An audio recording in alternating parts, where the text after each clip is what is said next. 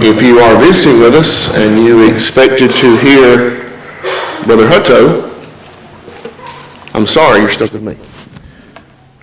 He's been away for about 20 days or so in Africa and teaching over there. And I'm sure he's got some jet lag and the time changes, and the elders thought that he might be a little discombobulated, and they decided to get it covered for him this morning and this evening.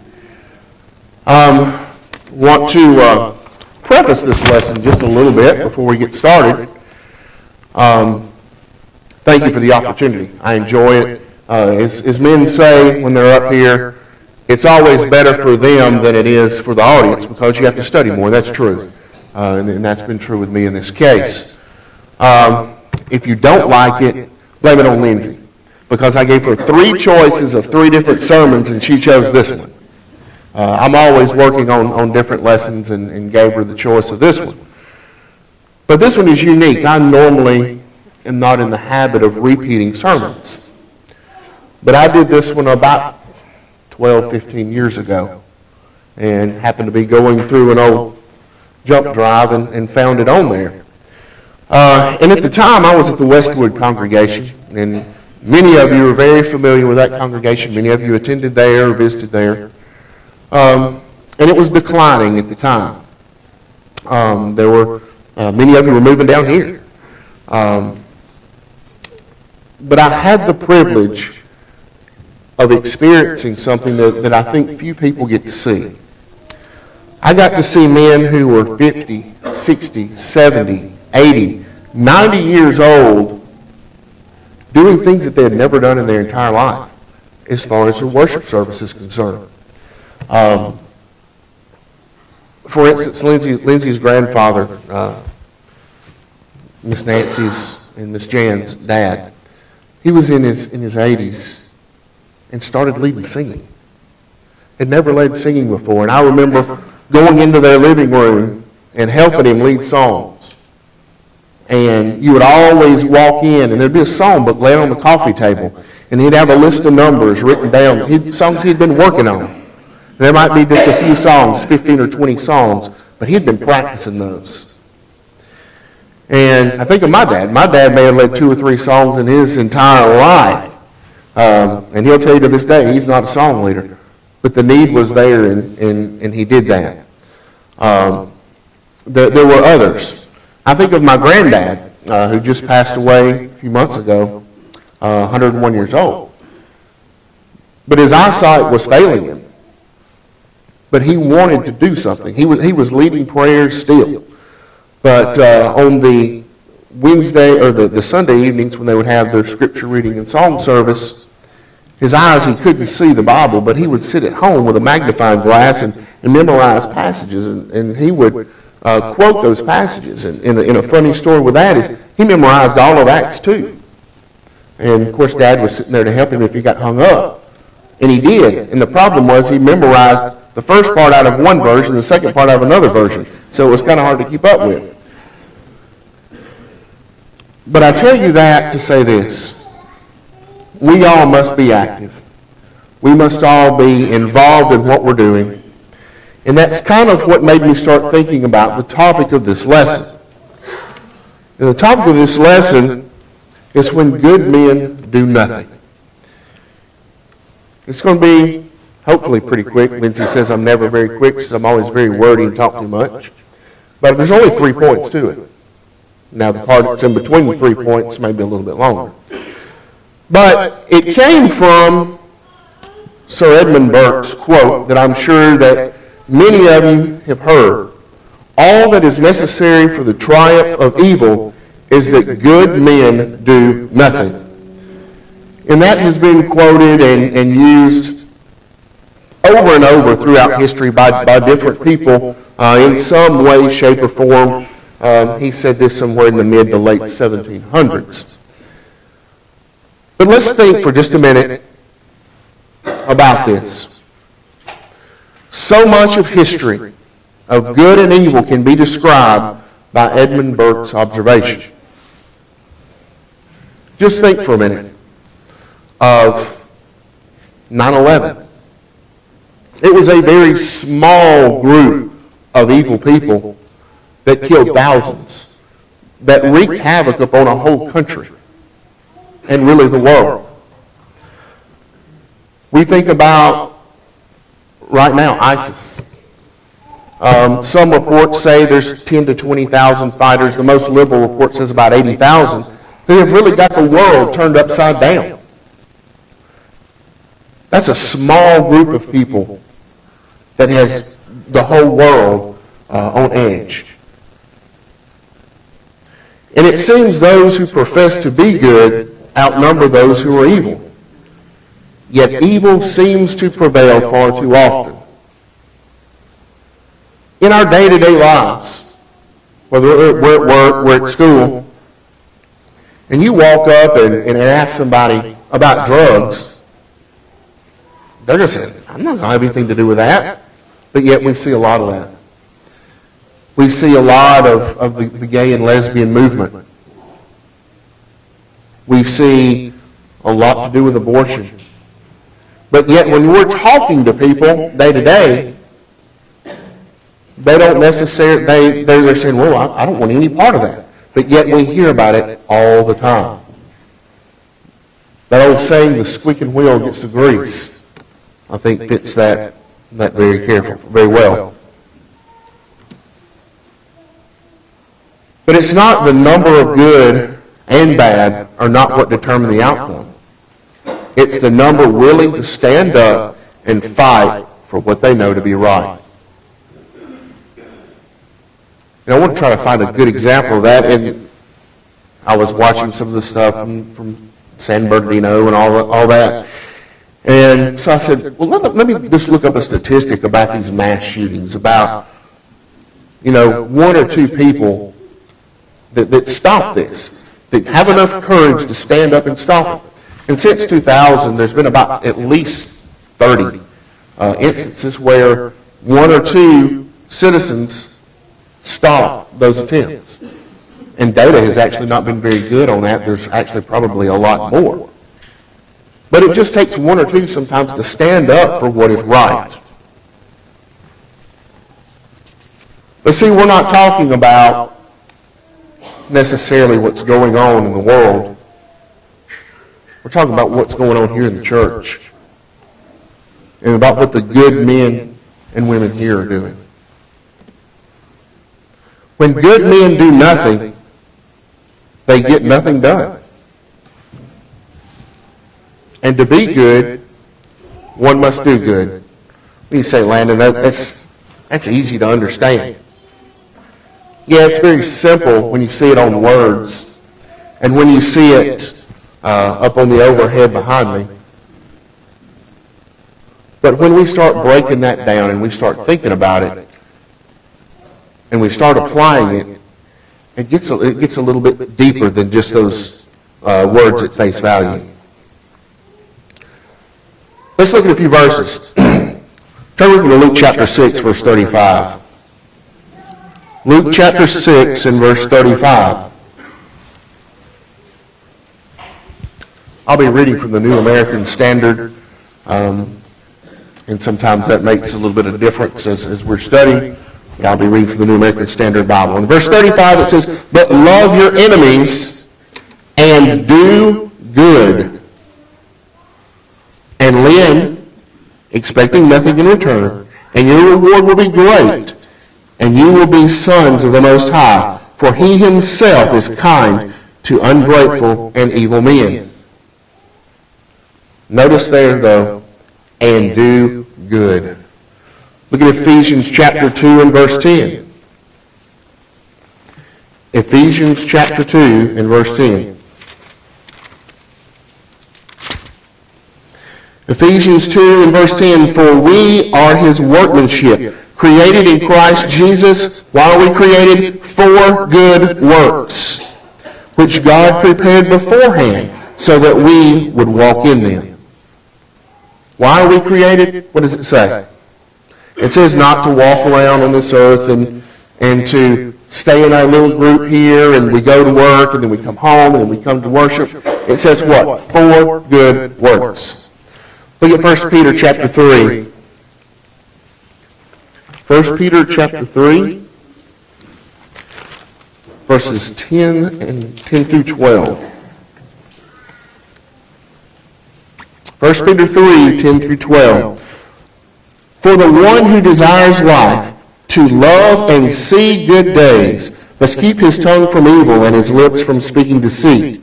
He must turn away from evil and do good.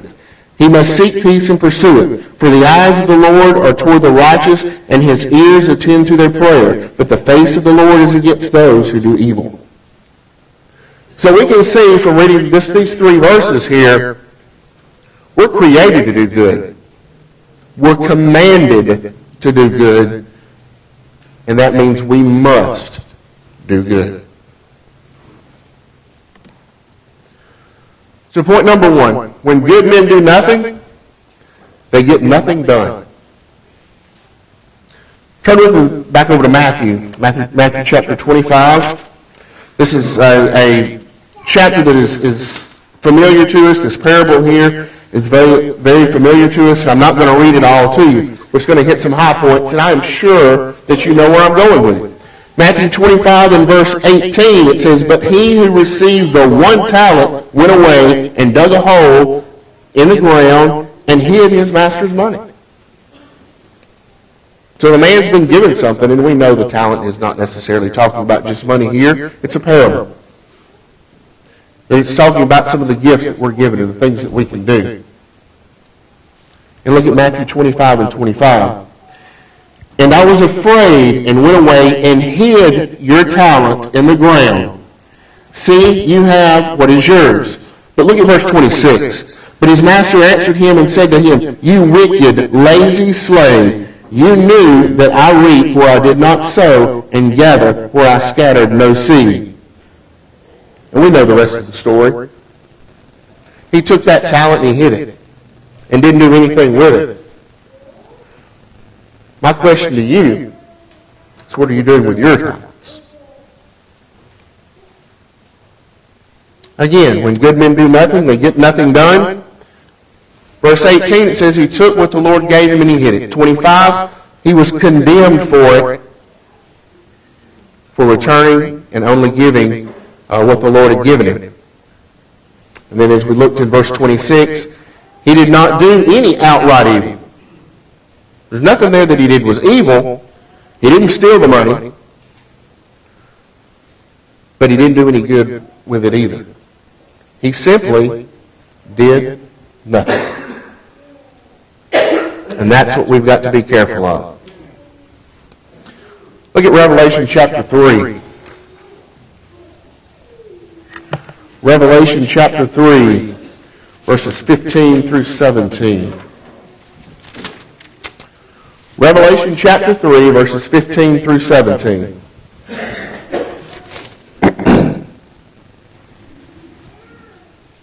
I know your deeds. This is the message here to the church at Laodicea. He says, I know your deeds, and you are neither hot, or neither cold nor hot.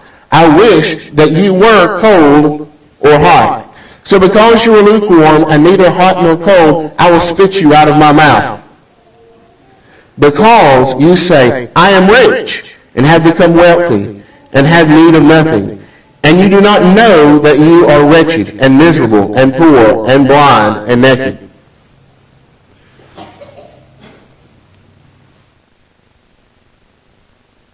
You see the church here, they didn't know what they were. They didn't do good, they didn't do bad, they were just there. They were just lukewarm. And we've got to make sure, we've got to examine ourselves that we're not like that as well. And we constantly have to do that. Not only as a congregation, but as an individual. When good men do nothing, they get nothing done. Too many churches and Christians are doing nothing. They are sitting idly by as mere spectators, sitting on the sidelines instead of actively participating in the good.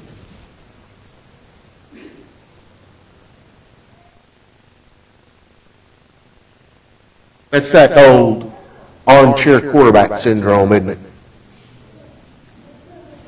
Sitting there, watching the game, eating your Doritos and drinking your sweet tea. I could have done that better. But you know what? You're sitting there, you're talking, and you're not doing anything. You're not acting. Ask yourself, how many times are you guilty of that? How many times do we see a need and yet we don't act on it? Weekly? Monthly? Probably more like daily? That there's a need and we don't act. And sometimes it may be just so much as a kind word. Something very simple, something that all of us are capable of doing. A word of encouragement. Whether it's to someone of our family here, or whether it's a co-worker or somebody we just bump into at the grocery store or at Walmart. We're not dumb. We can see the need, but yet sometimes I feel that we choose to ignore it. We choose to let it pass us by, and we don't take advantage of that situation. I know I'm guilty of that. And I think if we examine ourselves, all of us probably are.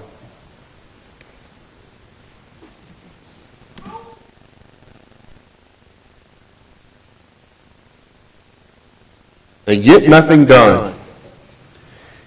We all know people like this. If good wins, these spectators rejoice, even if they didn't do anything. They jump on the bandwagon. But yet, if evil wins, they complain loudly, even though their own apathy helped produce the undesired result. I'm sure we've all been in a situation where something went wrong and we thought, if I would have just done this, if I would have just worked a little harder, if I would have just studied a little more, if I would have just helped them just a little bit more, maybe the outcome would have been different.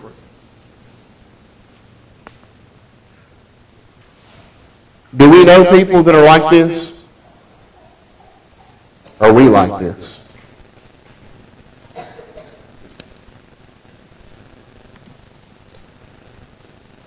Look at Matthew chapter 21 and verse 19. Matthew chapter 21 and verse 19.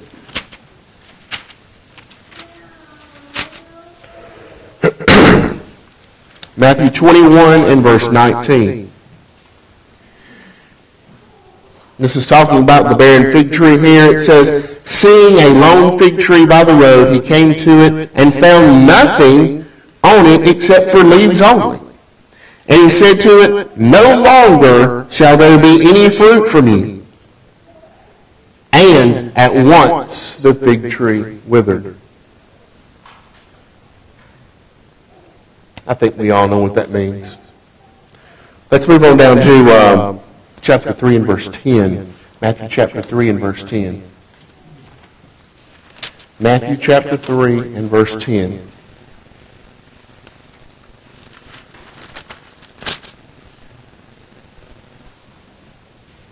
The axe is already laid at the root of the trees. Therefore, every tree that does not bear good fruit is cut down and thrown into the fire.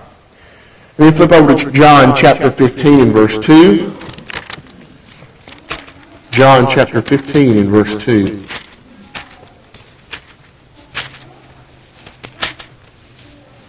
John 15 and verse 2. It says, every branch in me that does not bear fruit, he takes away, and every branch that bears fruit, he prunes it so that it may bear more fruit. So going back to when good men do nothing and they get nothing done, what happened to the fig tree? What happens to the tree that doesn't bear fruit? What happens to the one that doesn't bear good fruit? It's thrown into the fire. It's got rid of.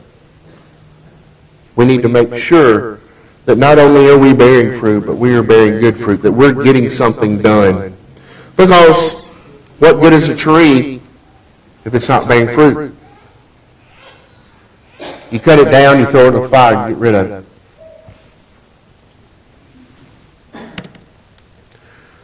Point number 2.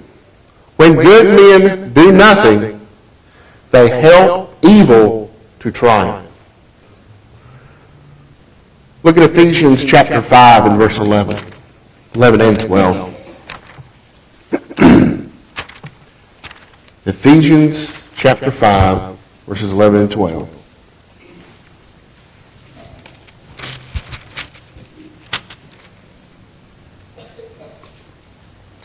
Do not participate in unfruitful deeds of darkness, but instead even expose them. For it is disgraceful even to speak of the things which are done by them in secret. I think as Christians, many times, we see evil, we see sin, and we will do everything we can to go around it, but we don't take it head on. We don't, what does it say there? Expose it. We need to expose sin. We don't, yes, we avoid it, but we don't go around it. It tells us to expose sin. And if we don't, we're helping evil to triumph. If we do not expose that sin, we're helping evil triumph. I think we often fall short of this. I know that I do. We see evil, but we don't do anything about it. We just let it happen. We let it go. Look at verses 7 and 8, chapter 5. It says, therefore, do not be partakers with them, for you were formerly darkness, but now you are light in the world. Walk as children of light. It says, do not be partakers with them. How often were we at school, at work? We hear jokes, we hear language that is inappropriate. And yet we may not participate in it, but we're right there with them. And what if there's this group over here that's doing this, and I'm on the other side of the room, and I can hear what's going on. I know what's going on, and I see you over there in that group. Well, I will assume that you're partaking in that you're involved in it. You know, we often talk about language and jokes and things like that, but what about things that are a little bit more deep? You know, we're told to expose sin. We are told to not be partakers in it. What if you're at work and you know that someone is stealing or embezzling money? That's a little bit deeper than just language and jokes, isn't it? What if you know someone is cheating on their spouse and their spouse doesn't know about it? It's a little bit deeper all of a sudden, doesn't it? You don't say anything to them. Are you okay with it? Many of us may have been in that situation before. What do you do? It's a question that we must answer for ourselves. And there are many other scenarios that we could think about, but we've got to actively expose and oppose sin. Look at the Good Samaritan. We all know the story of the Good Samaritan. We're not going to read that there. But we know that the priest and the Levite passed right on by. They didn't do anything. They saw a man in need who from the text was in even possibly a life or death situation. But yet the Good Samaritan, stood for what was right. Put yourself in in those shoes. Would you have walked on by? Would you have just avoided the situation? Or would you have helped? We must stand up for what is right. We cannot allow evil to triumph. 1 Kings chapter 18. 1 Kings chapter 18 in verse 21. And we all know the story here.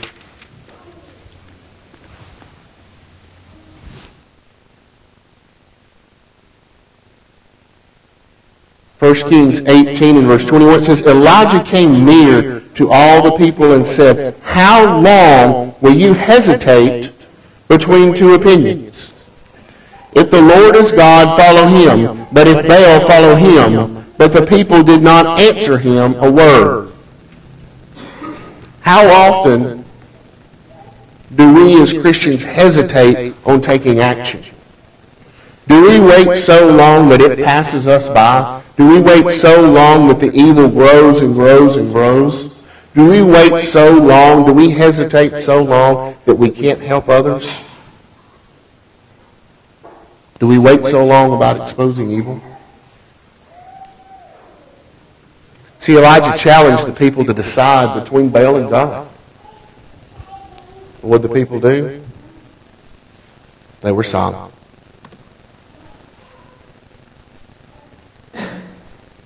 When good men do nothing, they help evil to triumph. Matthew 12 and verse 30. He who is not with me is against me, and he who does not gather with me scatters. It's either you are for or against. You're either opposed to sin or you're for sin. There's no gray area with sin. There's no riding the fence. You either accept it or you expose it.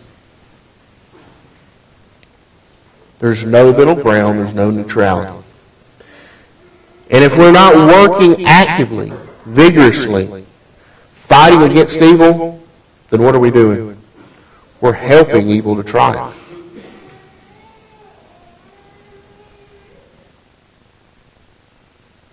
But when good men do nothing, the third point, when good men do nothing, they are no longer good.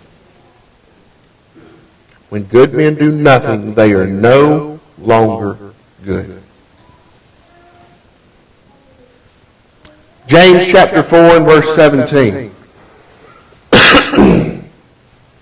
James chapter 4, verse 17, it's up there. Therefore to him that knoweth to do good and doeth not, to him it is sin. Turn with me to Genesis chapter 37. Genesis chapter 37, a very familiar story here. We often think about this as even a children's story. But this is the plot against Joseph, starting in verse 18.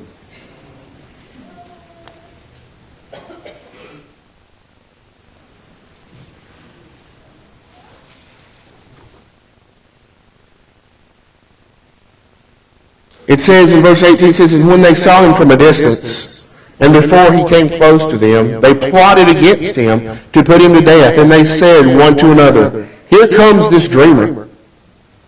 Now then, come and let us kill him and throw him into one of the pits. And we will say, a wild beast devoured him.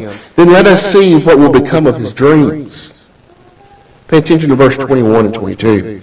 It says, But Reuben heard this, and rescued him out of their hands and said, Let us not take his life. Reuben further said to them, Shed no blood. Throw him into the pits that is in the wilderness, but do not lay hands on him, that he might rescue him out of their hands to restore him to his father. So it came about when Joseph reached his brothers, and they stripped Joseph of his tunic and in the vari-colored tunic that was on him, and they took him and they threw him into the pit. Now the pit was empty without any water in it. Then they sat down to eat a meal. As they raised their eyes and looked, behold, a caravan of Ishmaelites was coming down from Gilead, with their camels bearing aromatic gum and bales and myrrh, or balm and myrrh, on their way to bring them down to Egypt. Judah said to his brothers, what profit is it for us to kill our brother and cover up his blood? Come, let us sell him to the Ishmaelites, and not lay our hands on him, for he is our brother, our own flesh, and his brothers listen to him. And we can go on through this story, but we'll stop right there. I want you to notice, again, back in verses 21 and 22, Reuben here is not wanting to take his life. All the other brothers were wanting to kill him. But he said, let us not take his life. Let us not shed blood. Flip over to chapter 42. Verses 21 and 22. Genesis 42, 21 and 22. Then they said to one another, truly we are guilty concerning our brother, because we saw the distress of his soul when he pleaded with us, yet we would not listen. Therefore this distress has come on us. Verse 22, Reuben answered them, saying, did I not tell you, do not sin against this boy, and you would not listen. Now comes the reckoning for his blood. You see, Reuben kind of halfway did what he was supposed to do. He kept them from killing him, yet he didn't go all the way. And as we can tell, this is quite a few years later. He's got some guilt. How often do we look back on instances and circumstances and wish we would have done something different and have some guilt for things that we should have done or done? We oftentimes look back on things that we did, not things that we should have done. We can't be like Reuben and feel guilty about not doing. We've got to be doers. We've got to be actively working. We cannot allow evil to triumph.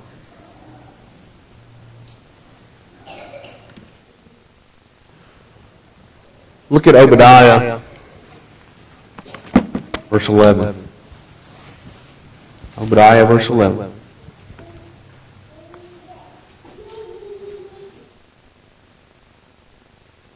Give you a second to turn there. You miss it real easy. Obadiah, verse 11. On the day that you stood aloof, on the day that the strangers carried off his wealth, and the foreigners entered his gate, and cast lots for Jerusalem, you too were as one of them. What did they do? They stood idly by and let this happen.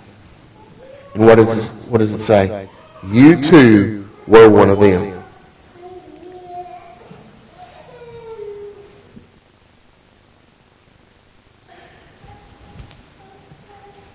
Look at Galatians chapter 5 and verse 15. Galatians chapter 5 and verse 15.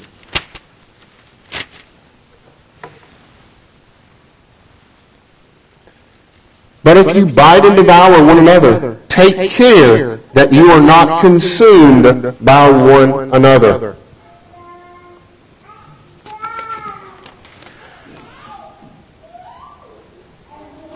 We've got to be very careful that we don't talk about ourselves, that we don't talk about others.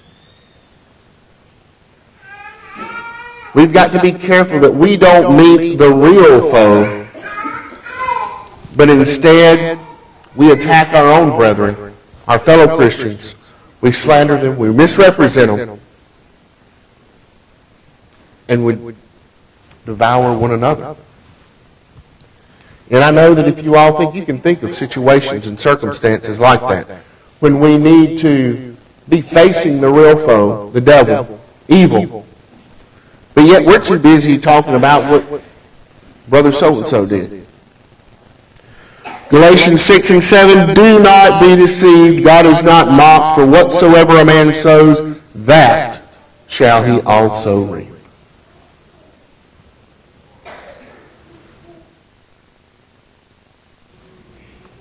That's a very powerful verse.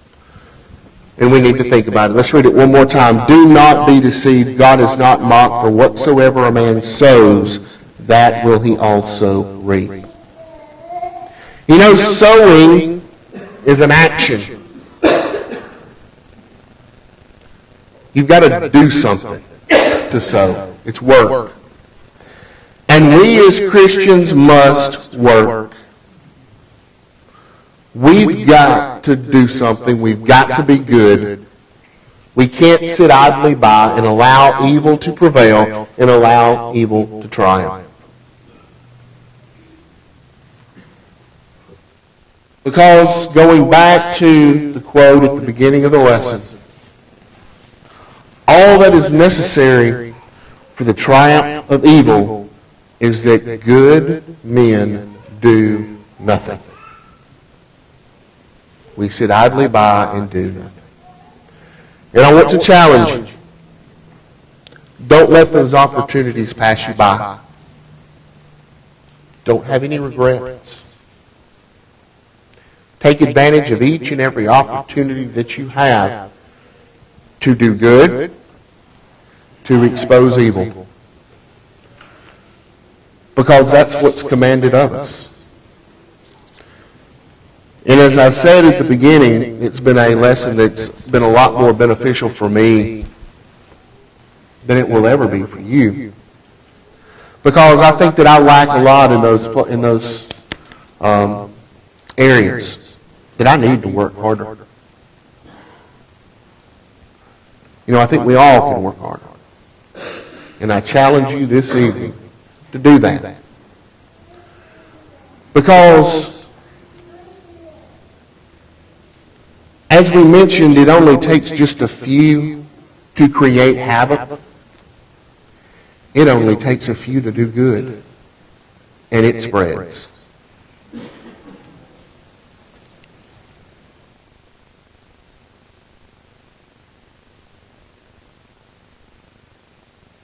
I appreciate your attention. I appreciate your attendance. I hope I've said some things that will challenge you to be better Christians. That as we are getting close to a new year, that we will do better. That we will always strive to be better Christians. Each and every day, each and every year. But if for some reason you have fallen short as a Christian, if for some reason you have waited to become a Christian,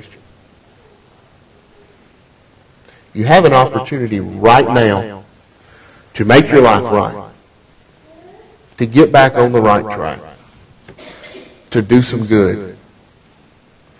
If any of you here are subject to the invitation, please come as we stand and sing.